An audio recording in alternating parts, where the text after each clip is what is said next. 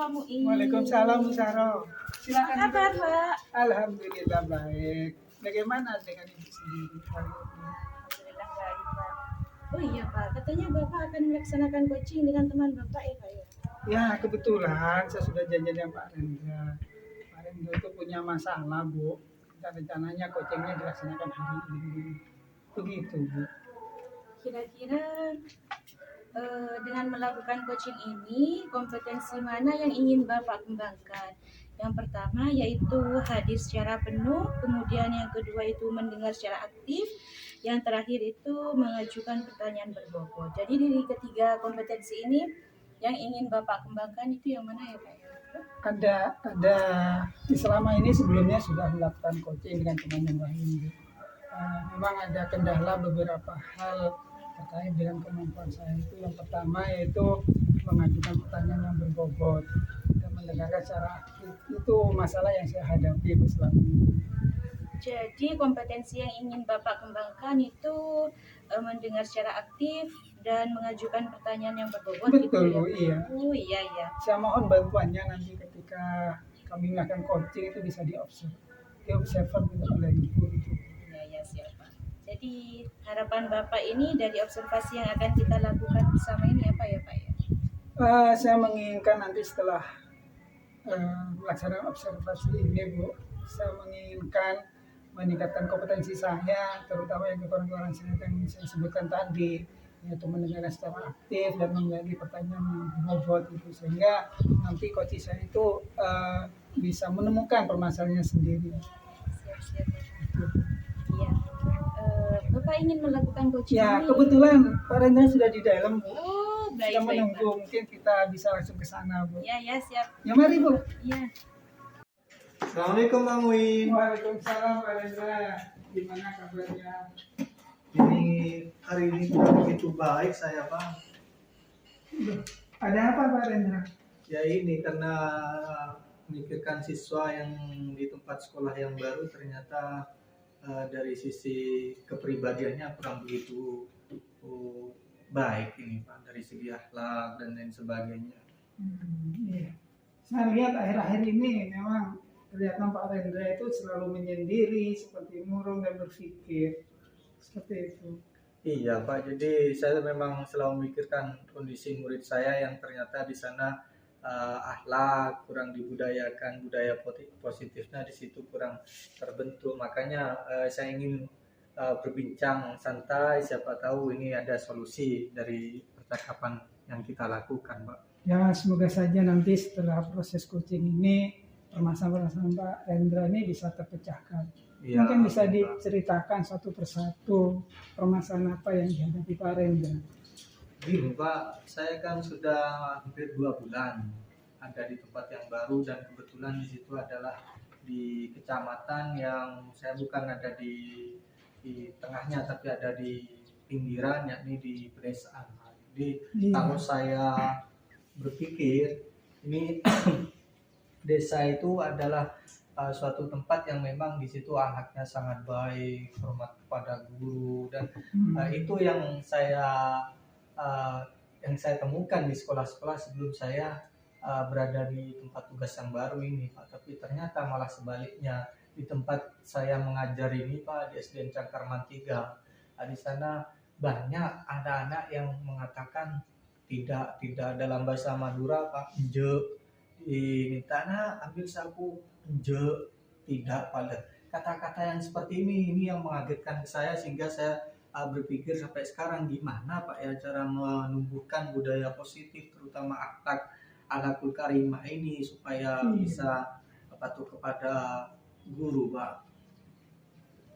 Jadi yang diinginkan Pak Rendra terhadap murid ini kira-kira seperti apa Pak?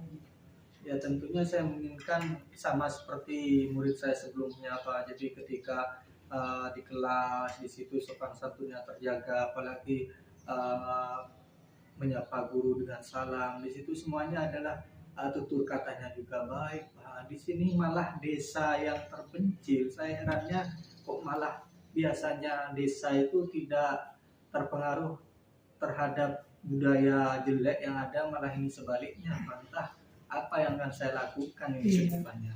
Jadi masalah sebenarnya bukan sekolah yang lama Pak Hendra. Iya. Jadi sekolah yang baru itu yang dari masalah-masalah itu dimana tidak sesuai dengan ekspektasi yang Bapak pikirkan. Iya. Tadi yang juga disampaikan kalau biasanya di daerah kita ini di pedesaan itu malah tata keramanya itu kan sangat baik sekali. Gitu Pak Hendra. Iya, dan justru itulah yang mengagetkan saya, Pak. Ya, kenapa kok bisa seperti ini di pedesaan atau di daerah terpencil? Ada yang salah tentunya. Kalau dilihat dari level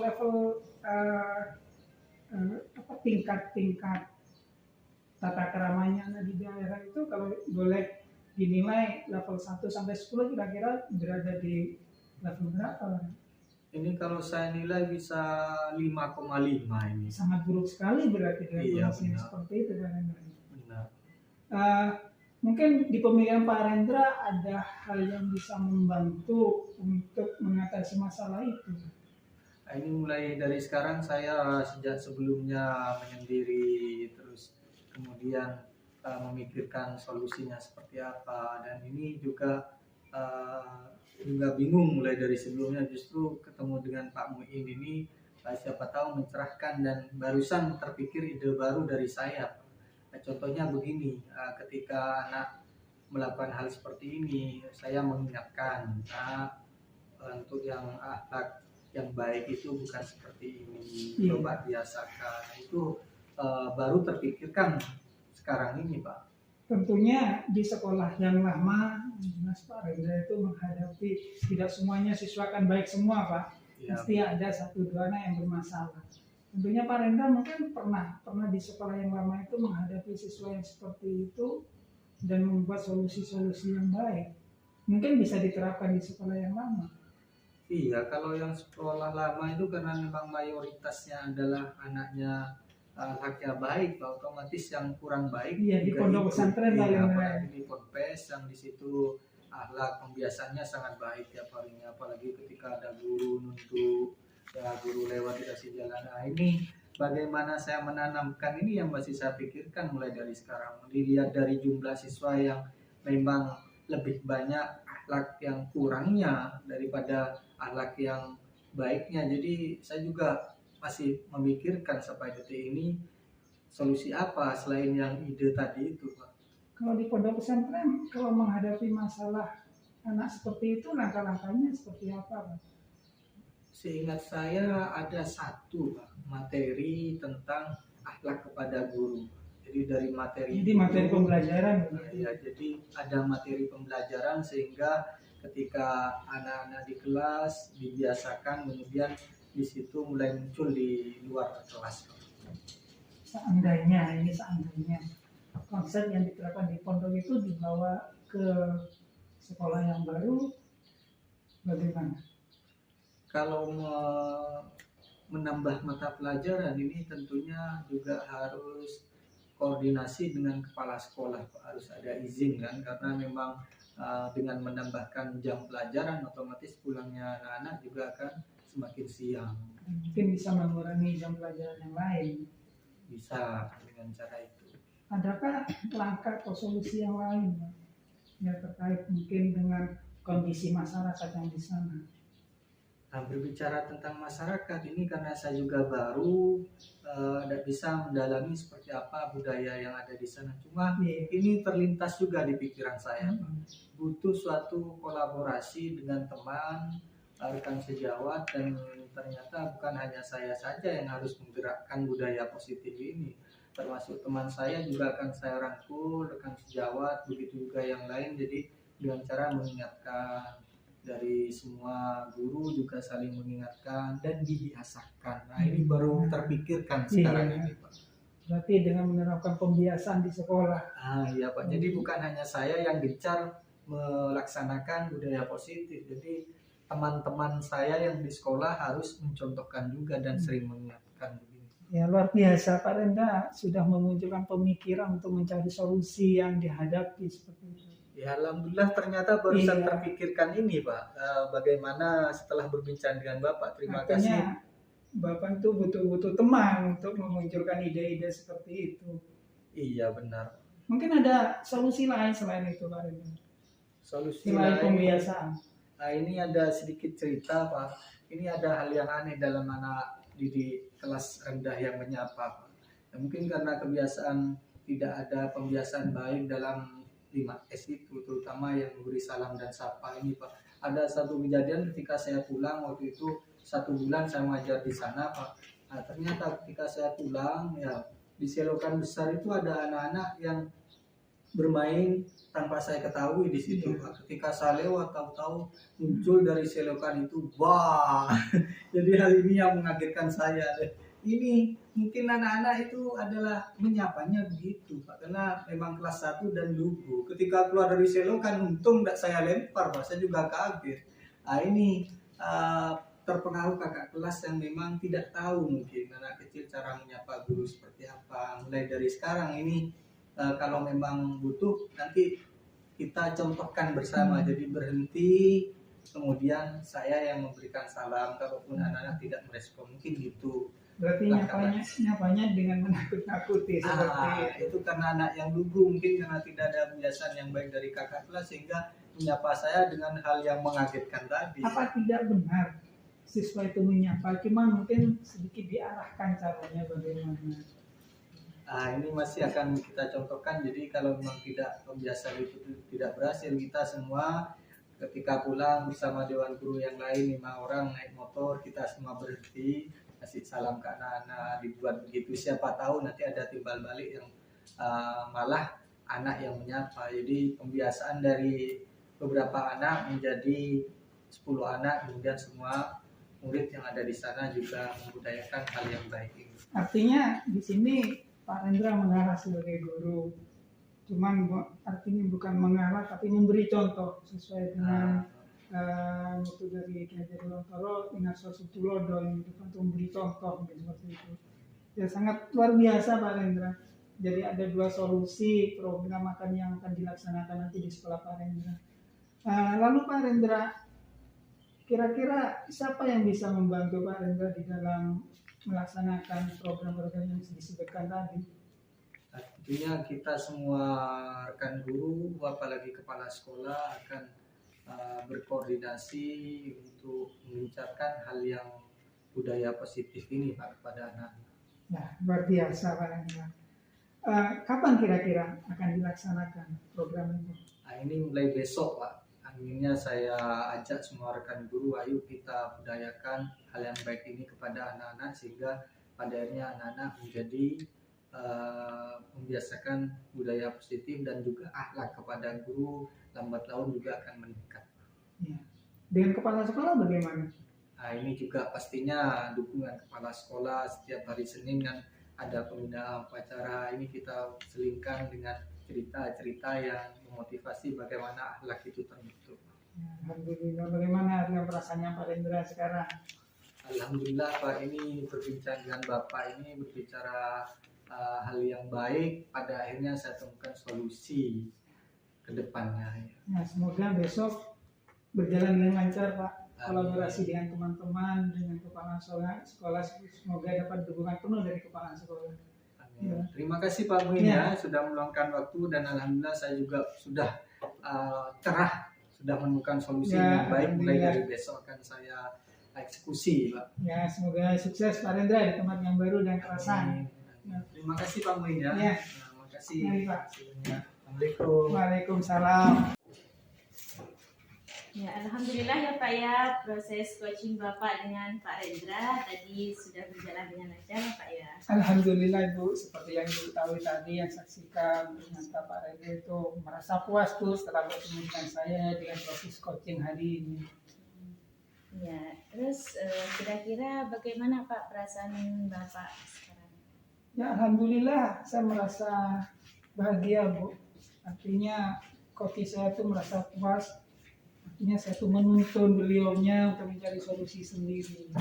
Sehingga beliaunya juga merasa ada kekuatan di dirinya untuk melanjutkan program-program di sekolah yang baru Bu. Jadi Pak Rendra itu merasa puas ya Pak ya setelah berbincang dengan Bapak. Sehingga Pak Rendra ini menemukan solusinya sendiri seperti itu ya Pak. Ya benar Bu, tepat sekali. Apakah sudah menunjukkan peningkatan kompetensi coaching Bapak tadi itu dengan Pak Rendra?